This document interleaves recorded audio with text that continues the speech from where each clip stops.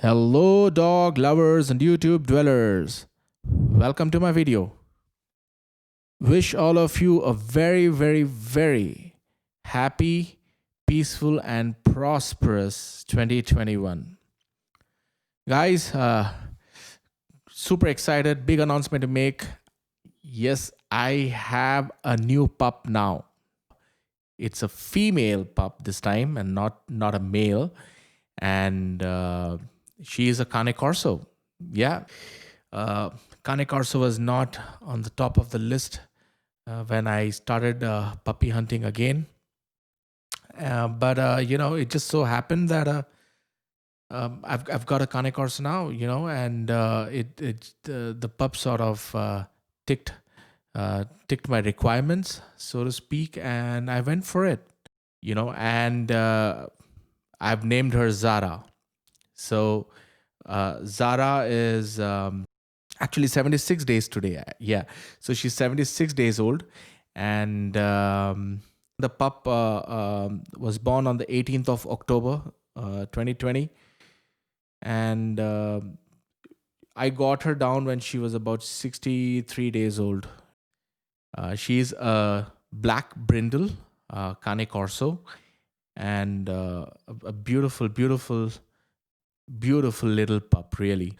So basically, I was looking for primarily a good Doggo Argentino or a Presa Canario or a Burble pup.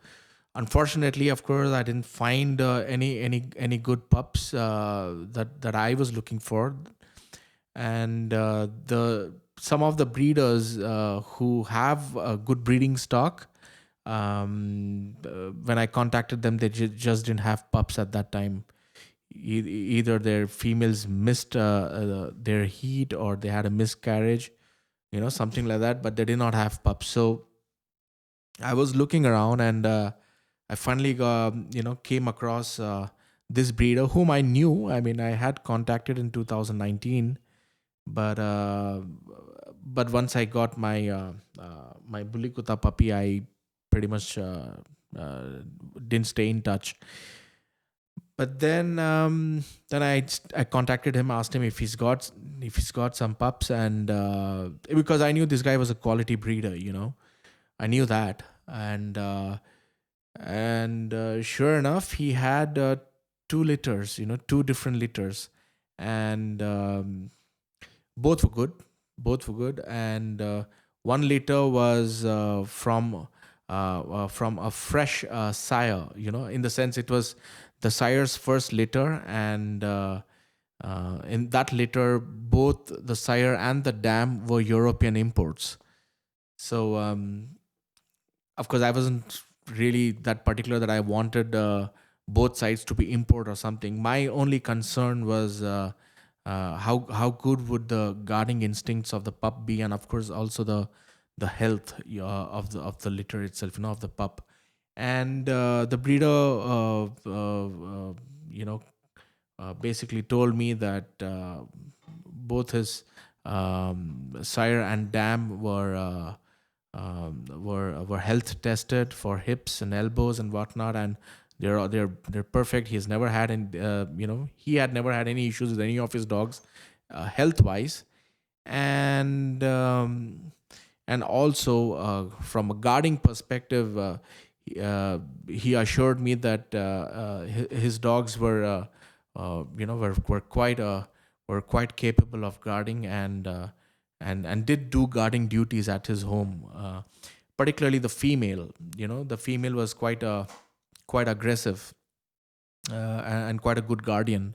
Also, if I was getting a Cane Corso, then I was very particular about it not having a boxer influence, or at least not a strong influence of the boxer breed. And one thing you can note with that is with the undershot jaw. So it's got an underbite, and not a scissor bite. The traditional Cane Corsos had a scissor bite, and they never had an undershot jaw. But later on, due to various reasons. A boxer mix or a boxer itself, they say, was introduced, which contributed to an undershot jaw, and that became the standard. But I was very particular that I wanted a very old kind of a Cane Corso, without an undershot jaw. So with this breeder, with the dogs he had, I noticed that um his dogs did not have a very strong boxer influence, and did not really have an undershot jaw. And with my pup, at least as of now, I can tell that it does not have an undershot jaw. It has a nice scissor bite. So and then of course we went through the pubs. I wasn't particular about any other color except for brindle. I mean, I was very pretty particular about brindle, particularly black brindle, because I had mentioned this in another video as well. There was research done, and that research was done on Cane Corsos actually. So, and based on the research, what they found out was among all the colors of the Cane Corso, the brindle colored dogs tend to live the longest and also the healthiest. And particularly, and even in brindles, particularly the black brindle tend to live the longest and also the healthiest. So when you have some research backing a certain thing up, why not take advantage of it? And uh, sure enough, he had a black brindle pup, a female. I wanted a female pup this time because I also have this crazy idea of creating a band dog. My own protection dog, and so I wanted a good female for that, and so I was very particular that I didn't want a male; I wanted a female only, and even in that, I wanted a black brindle. And lucky me, I found a black brindle.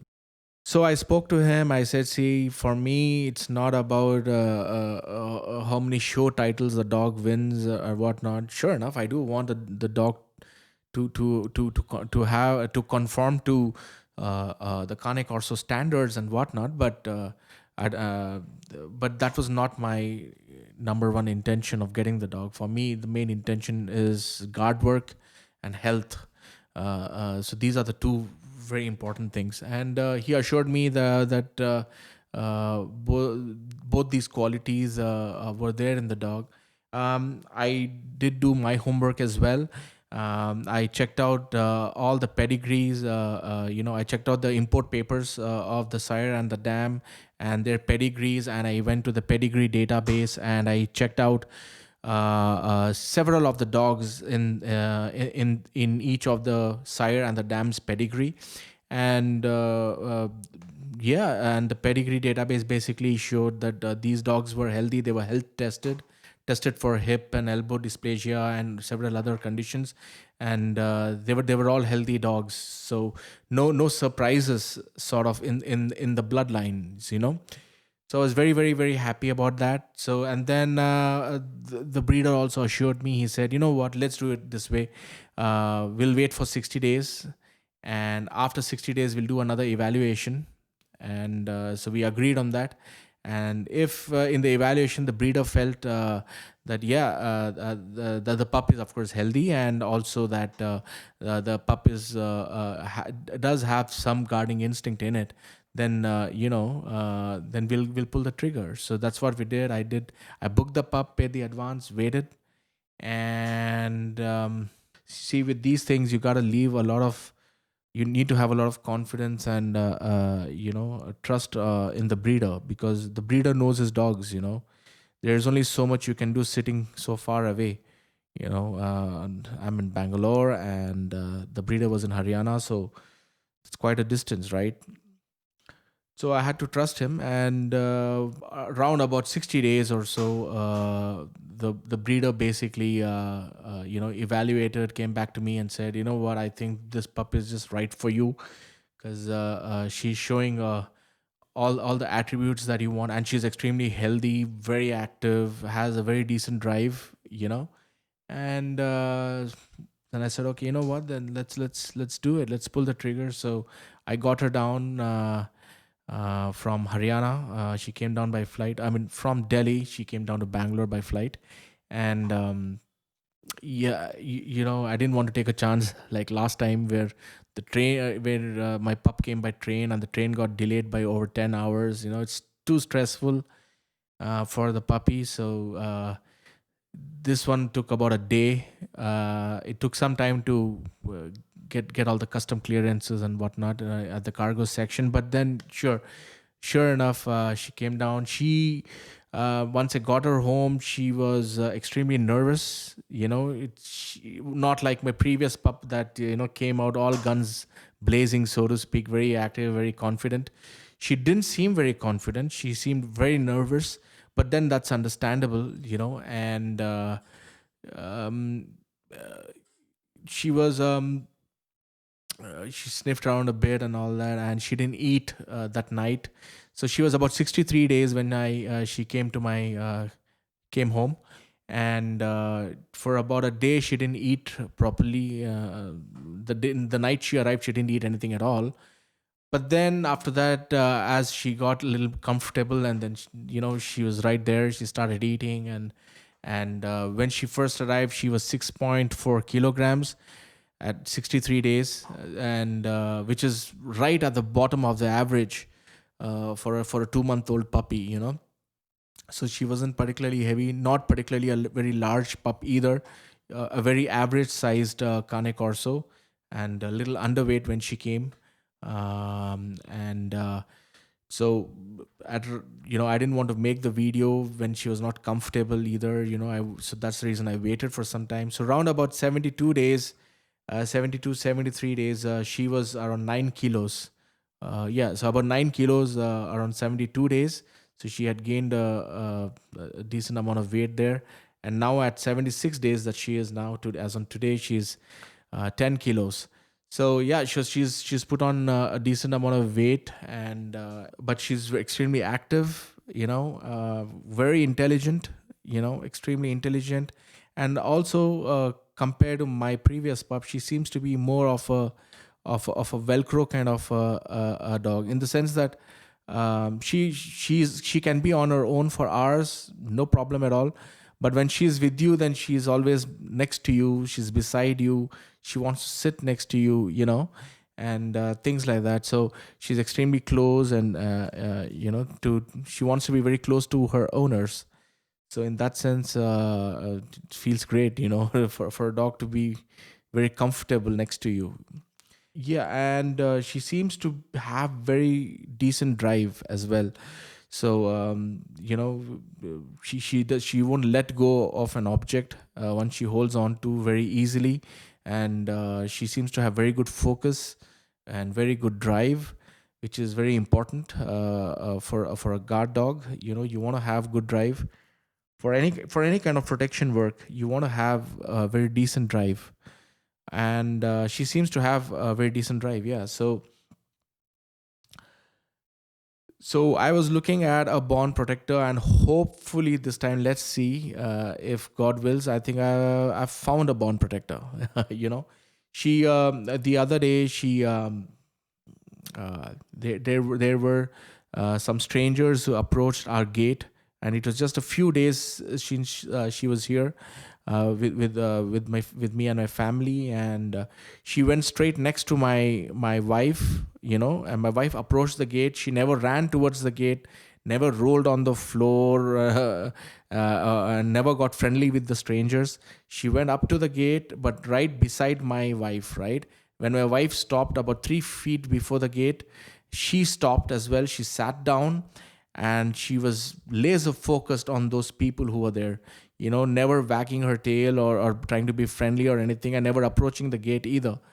And when one of the strangers approached the gate, they wanted to ask something, so they approached the gate. And she had a very, very slight growl, so she actually growled at the stranger, uh, um, and sitting right next to my wife. So that was extremely gratifying. So that's incredible. That's what you want. So very very quickly she understood that, these are my family, and this I'm part of this unit, and this is my pack, and I've got to protect them, and this is my territory. So as she grows, of course, she will and she gets territorial. Right now she's not very territorial. Once she understands these are the boundaries, and she gets territorial, of course those guarding instincts should really really kick in very strong. So let's hope for that. All the telltale signs of a guard dog in the making, but you never know. You need to wait for these things to see how they turn out. But so far so good, I must say. So yeah. So guys, that's Zara for you, and we're extremely happy to have her with us in our lives. And thanks a lot, guys, for watching this video. And if you did like the video, then like, share, and subscribe. Ciao.